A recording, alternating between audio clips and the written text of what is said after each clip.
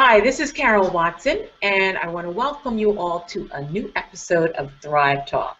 And for those of you that are new to Thrive Talks, I want to let you know that the reason that we're getting together for this quick 20-minute chat is to give you some access to amazing people around the world that are doing fabulous things in our industry and give you the opportunity to learn the backstory and the inside information that they have to share and to ask them questions and to share your insights on how to be successful in our business.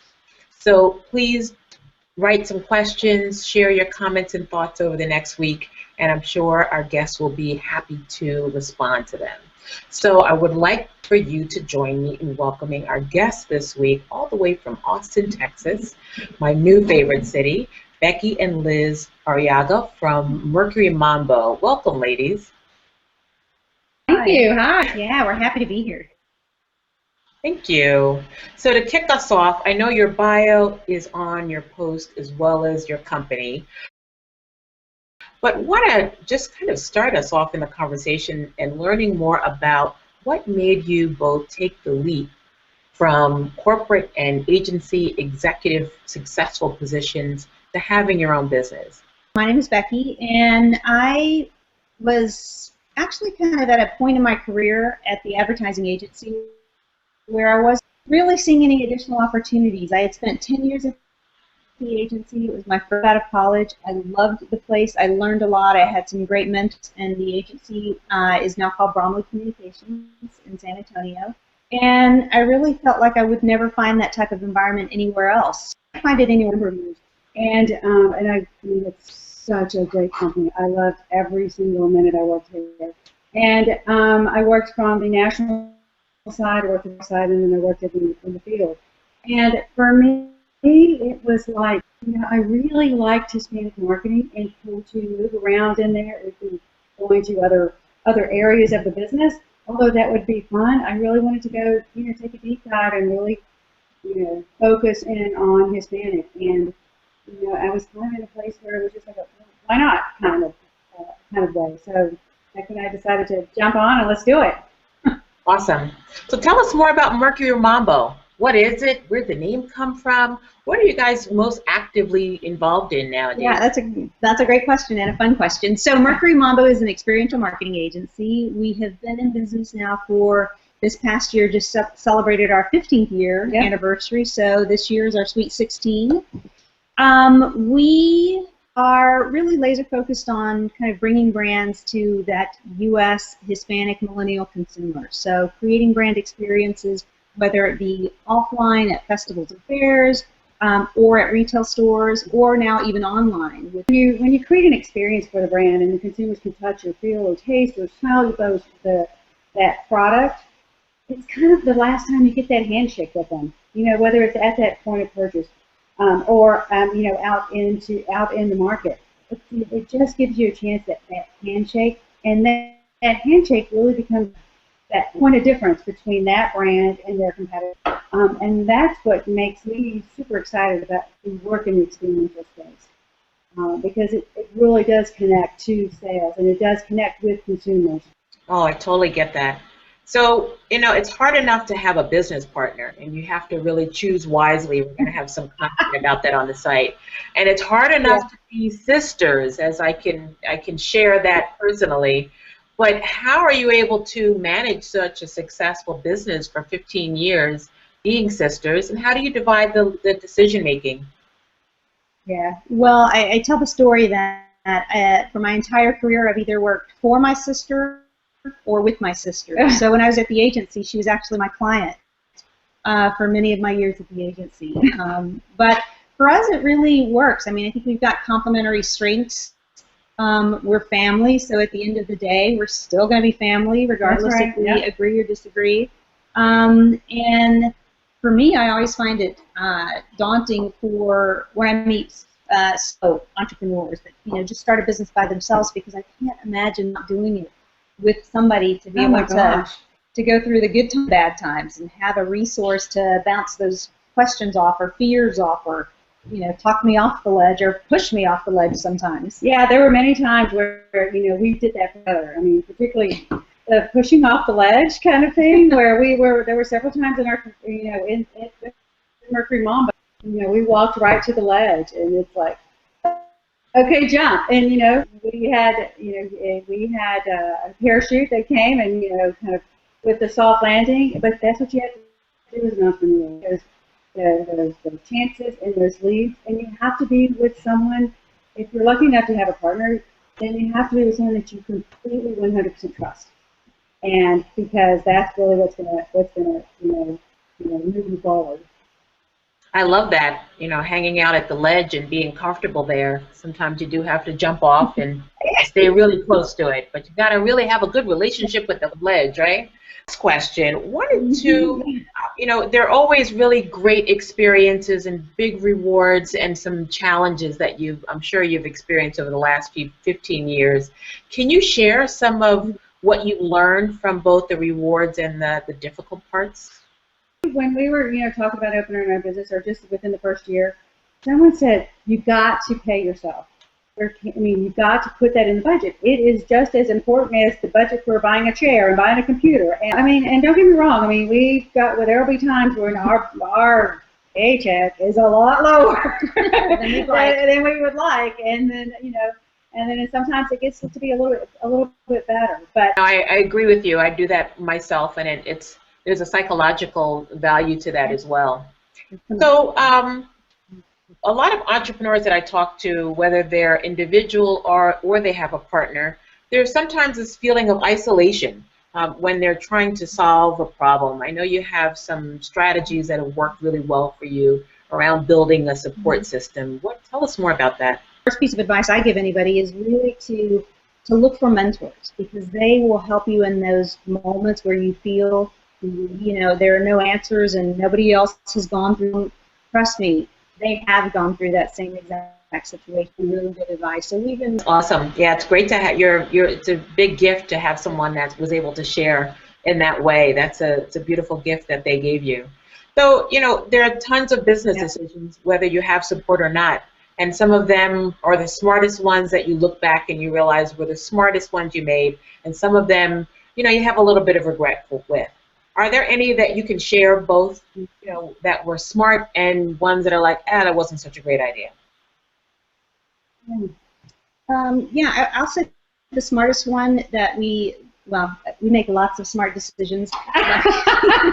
But one of the smartest was our first hire was someone to manage our books. Clearly, you could see that strengths based on my last answer. But I think, one, hiring that first person is oftentimes really difficult for entrepreneurs, because it's, oh my gosh, now I have to pay somebody else, and there's a big responsibility that comes with that. And then, you know, for us, oftentimes that person was making more money than we were. You know, Liz said it's important to have a salary, but, you know, you're also managing your business.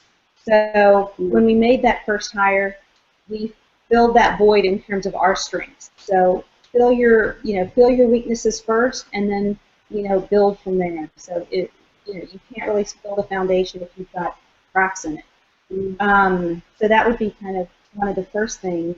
I think another smart thing for any business to do is, you know, their office space. You know, if there's a chance or an opportunity or to buy your office space, and either it allows you to grow into it, or then there's always chances for rental pieces of the office space.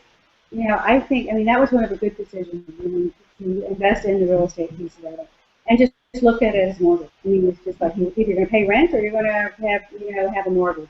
When you get that mortgage, it's like, this is what we're doing. So it felt good to do that, and we were really glad. We feel like that was a smart decision.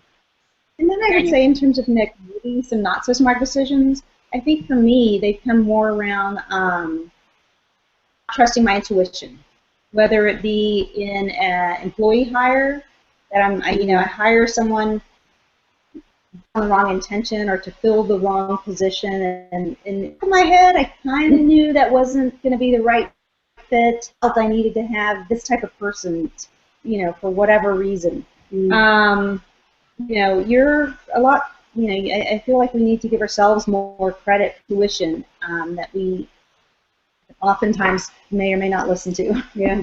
Yep. Good point.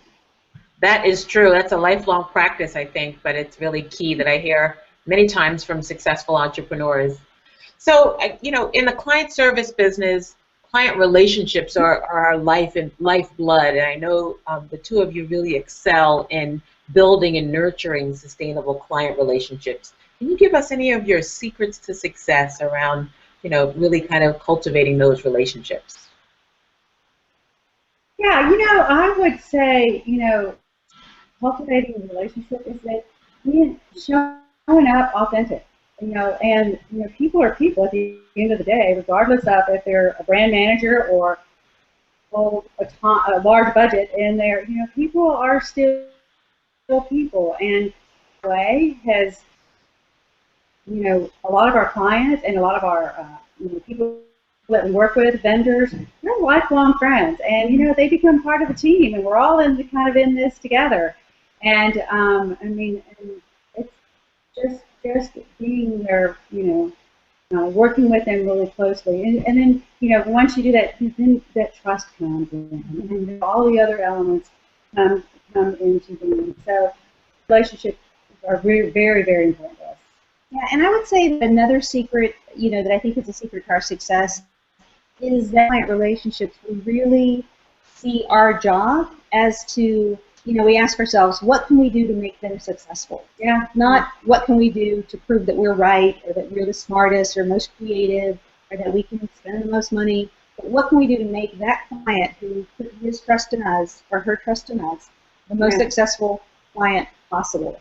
And whenever we get a chance to, you know, speak with their boss or their boss's boss, we always ask that question about our direct client contact. You know, what do you think that we could do to help make, you know, so-and-so more successful in their job? Because if they're successful, business grows, you know, and then with that, budgets grow and more responsibilities, you know, grow, and hopefully more projects come our way. Yeah. It's kind of, it's putting the ego aside. There's not any room for ego in my opinion, in any business, but particularly when you're with any service industry. Because not who did it better, it's what we did together. So let's talk about what you're seeing are some trends in the industry. How do you see your business evolving, growing? What are you seeing in the marketplace? Yeah, I mean, it's a great time to be in the multicultural space. I'm just going to say that first and foremost.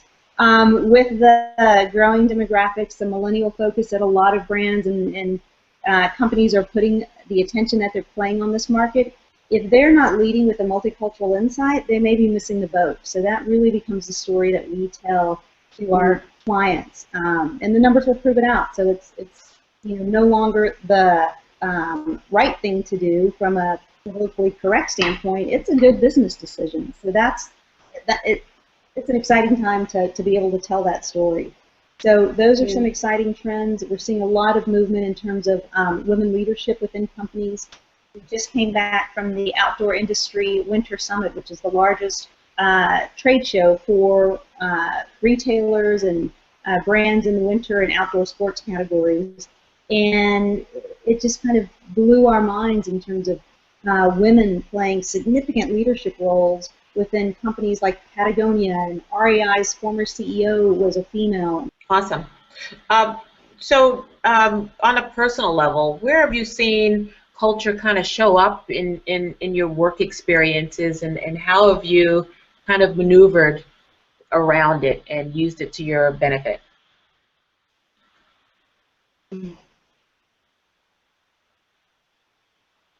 So I want to just ask you another question. On a personal level, where have you seen culture show up in your experiences, and how can you share how you've kind of maneuvered around that in your journey? Yeah, for me, you know, I feel really passionate about this. Is for me, when culture shows up, it shows up to me as an opportunity. So one really great example, and an opportunity that I leverage to the hilt. So one great example is oftentimes we'll be approached to sit on nonprofit boards. And, you know, you kind of find out the reason. It's because, oh, they need more diversity, you know, so let's go to the, you know, the Latina businesswoman and bring her in. And that may be the reason that I'm invited to the table, but I'm going to use that reason, kick open the door, and I'm going to make myself known at that table, because and I think everybody should when presented an opportunity, or to use their their cultural Leverage. cultural leverage or cultural currency to kind of push open some doors that they may have felt weren't open to them in the past. And I think nonprofit boards across the country, as well as for-profit boards across the country, are desperately searching for diversity within their boards. So I think we've got an incredible talent pool available and an incredible opportunity to say, yeah, you're right. I'm Hispanic. I'm going to bring a different perspective than someone that doesn't have that cultural experience that we do. And it opens the door. I mean, yes, it taps on the door for that business to be more look at diversity. But guess what? I mean, that's how it happens forward. But what happens behind you is that you open the door for so many other people too. I mean, then when diversity becomes around the table, there's going to have other people get a chance to do the same thing, and that's what's exciting. I mean, that's what the round tables are all about, is that conversation, to be a part of the conversation. Awesome. So our final question that we always ask our Thrive Talk guests is, from each of you, what would you say that you use or that you do to help you thrive in your career? Oh gosh. So personally, I mean, what I've enjoyed, what helps me thrive is getting out on my bike or getting out on the golf course. That's kind of it brings me back to here's what it's all about. Getting back in touch with nature, being outdoors, and kind of gets my head kind of recalibrate it. Yeah, I completely agree with that. But I'd also say what makes me thrive is surrounding myself with really smart people, and I definitely make that a point here at the agency. Their experiences, and part of our agency too is we spend a considerable time with nonprofits, and not only as our business, but also we encourage everyone to go out and do volunteer work. You want to give a shout out to any of them?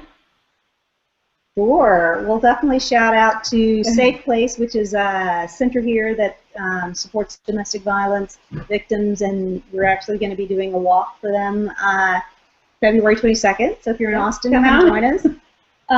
We do a lot of work with Aid Services Austin. We do a lot of work with the Austin Child Guidance Center. Yeah, we do some work with the Long Center, which is the kind of the cultural hub of the city of Austin, and as well as the United Way for Greater Austin. Very nice. Well, thank you, ladies, for joining us for another episode of Thrive Talk, and I'm sure you'll be willing to answer any of the questions that pop up with our Thrive community. And well, thank you very much for joining us. Join us next Friday for another Thrive Talk. We will have a great new personal marketing coach we're very excited about. Thank you all. We look forward to it. Enjoy the game. Let's comment on these ads that are probably pretty crazy, but enjoy the day. Take care.